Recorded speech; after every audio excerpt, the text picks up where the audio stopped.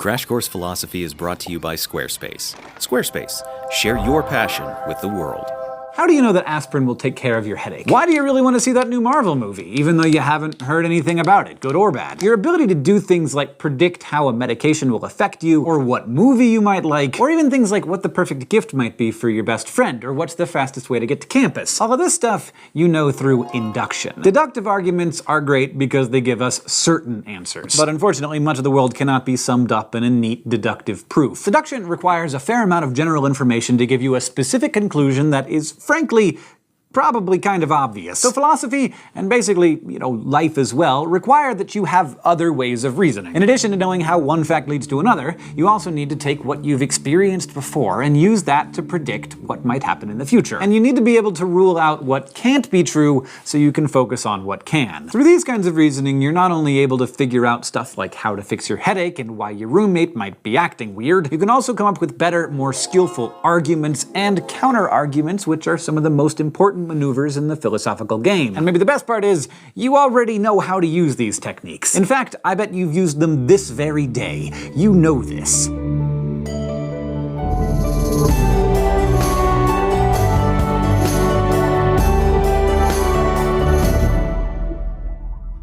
If you possess any ability to really predict the future, it lies in your ability to reason inductively. Inductive reasoning relies on the predictability of nature to reveal that the future is likely to resemble the past, often in important ways. For example, there's tons of research to support the knowledge that aspirin, acetylsalicylic acid, is an effective treatment for pain, like headaches. And you probably have personal experience with the effects of aspirin too. So you believe that this aspirin tablet will cure the headache you have right now because countless aspirin tablets have cured countless headaches in the past. Likewise, you want to see the new Marvel movie because you liked most of the other ones, so you believe that they'll continue to deliver for you entertainment-wise. But it's important to remember that unlike deduction, where true premises entail true conclusions, inductive premises only mean that the conclusion is likely to be true. Inductive arguments don't provide you with certainty. Instead, they work in terms of probabilities. And they're useful for more than just predicting what's going to happen. For example, most men in ancient Athens had beards. Socrates was a man who lived in ancient Athens, therefore Socrates probably had a beard. This is an inductive argument because it starts with what we already know about the grooming habits of ancient Athenian men and about the time and place in which Socrates lived, and makes an educated guess based on that information. There's no guarantee that the conclusion is correct, but what's known would seem to support it. Reasoning like this is incredibly useful, which is why it's so common, but there's also a problem. The future doesn't always resemble the past, and every pattern has its outliers. So induction always has the potential to produce false results. Aspirin might not work on a really bad headache, the new Marvel movie might be awful, and yeah, maybe a specific guy in Athens had a beard, but it's possible he didn't. While the world tends to work according to predictable rules, sometimes those rules are violated. And you know what you need when that happens? A little flash philosophy. Off to the thought bubble. Contemporary American philosopher Nelson Goodman confronts the problems with induction using a thought exercise about a hypothetical substance called grue. According to Goodman's scenario, grue is anything that's the color green before a certain time, a time that we will call t. And another property of grue is that while it's green before time t, it's blue after it. Now let's assume that we're living in a time before t. T could happen 100 years from now or tomorrow, but we know that all the emeralds we've ever seen are green. So inductive reasoning lets us conclude that all emeralds are green and will remain green after time t, since emeralds have never been known to change color. But all emeralds are grue because it's not yet time t and they're green, which is part of the definition of grue. So we have no choice but to conclude that emeralds will be blue after time t arrives. Now we've got a problem, because inductive reasoning has led us to conclude that emeralds will be blue after time t. But inductive reasoning also tells us that they'll remain green. Goodman's riddle reminds us that inductive evidence can be flawed or contradictory. It can make you think that you can predict the future when of course you can't. So there are times when you need to get at the truth in other ways, like by eliminating what's obviously not true and considering what's most likely. And for this, we turn our attention to one of the most important philosophical figures of 19th century England, Sherlock Holmes. In Chapter 6 of Sir Arthur Conan Doyle's The Sign of the Four, Mr. Holmes says, and I quote, "When you have eliminated the impossible, whatever remains, however improbable, must be the truth." This is probably the best, most succinct description ever given of the kind of reasoning known as abduction. Which I know sounds like we're talking about kidnapping or something, but abduction is a thought process sometimes described as inference to the best explanation. Abduction doesn't reason straight from a premise premise to a conclusion, as we've seen in deduction and induction. Instead, it reasons by ruling out possible explanations until you're left with the most plausible one given the evidence. Consider this. Anna told you she failed her physics midterm. Anna hasn't been in physics class since your teacher graded the exams. Anna has been in sociology class, which meets right after physics.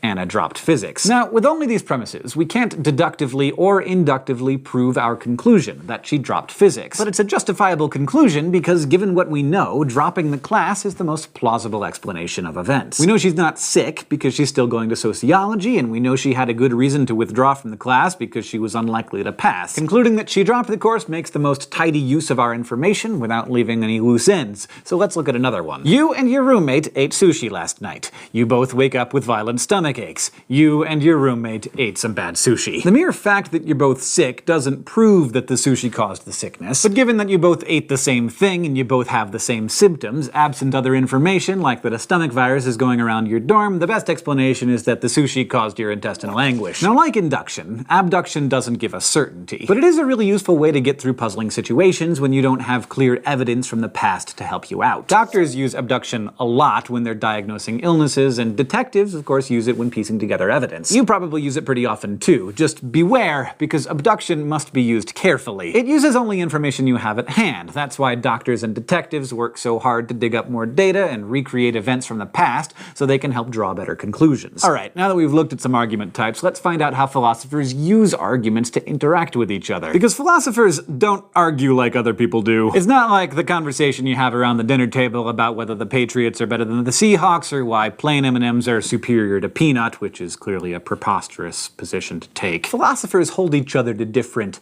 higher standards. They don't teach each other to get away with saying, I reject your argument because I don't like its conclusion, or that's preposterous, peanut M&Ms are so good. Instead, if you disagree with a conclusion, you need to give reasons, just like the first person did when they made their case. Both people involved in this kind of exchange are known as interlocutors, because we have to name everything. The first one advances an argument, and the second one can either accept it or offer a counter-argument, which is just what it sounds like, an argument offered in opposition to another argument. Think back to Socrates and the beard. You think Socrates had a beard, and your reasoning is that most men in his time and place had them. I, however, think you're wrong, so I give you a counter-argument. Gorgias, a contemporary of Socrates, said Socrates couldn't grow a beard and that he would sneak into barbershops and steal discarded clippings to fashion fake beards for himself. Therefore, Socrates didn't have a real beard. And I just want to point out that this is an actual philosophy conspiracy theory. Gorgias was a real guy who differed with Socrates on many things, and the dispute was said to have gotten personal. According to accounts at the time, Gorgias actually spread the rumor that Socrates wore like a beard wig in an effort to shame and discredit his rival. I mean, how could you be a good thinker if you weren't a good beard grower? Gorgias's gossip didn't go over well with everyone, and in this instance, let's say you are skeptical about it too. So you counter my counter-argument with a counter-counter-argument. Gorgias was known for being a gossip and for hating Socrates and trying to make him look bad. His fake beard tale seems wildly unlikely, therefore we can't take Gorgias' statement seriously, so we should fall back on the best information we have, which is that most of the men in his time and place had beards. And as you can see, arguments of different styles can be used in the same exchange. Like, the original argument about Socrates probably having a beard was inductive, but this last counter-argument is abductive, and that's fine. Arguments are meant to be useful, so we don't have to use the same kind of reasoning when we argue. This way of exchanging ideas through dialogue was popularized by Socrates, and so has become known as the Socratic method. Socrates thought dialogue was the best way to learn and to get at truth. And it's important to note that while philosophers have a reputation for being an argumentative lot, they don't think of the Socratic method as something that results in a winner and a loser. Rather, it's an exercise that brings both interlocutors closer to the truth. The goal of the philosopher is not to win, but to find truth, so you shouldn't be disappointed if someone presents a counter-argument that you can't find a response to. When that happens, a good philosopher will be grateful to their interlocutor for helping them reject false beliefs and build stronger ones. Today, you learned about two more types of philosophical reasoning, induction and abduction. You've seen their strengths and their weaknesses, and you've also learned about counter-arguments and the Socratic method. This episode of Crash Course Philosophy is brought to you by Squarespace. Squarespace helps to create websites, blogs, or online stores for you and your ideas. Websites look professionally designed regardless of skill level, no coding required. Try Squarespace at at squarespace.com/crash course for a special offer. Crash Course Philosophy is produced in association with PBS Digital Studios. You can head over to their channel to check out amazing shows like Braincraft, It's Okay to Be Smart, and PBS Idea Channel. This episode was filmed in the Dr. Cheryl C. Kinney Crash Course studio with the help of these amazing people, and our graphics team is Thought Cafe.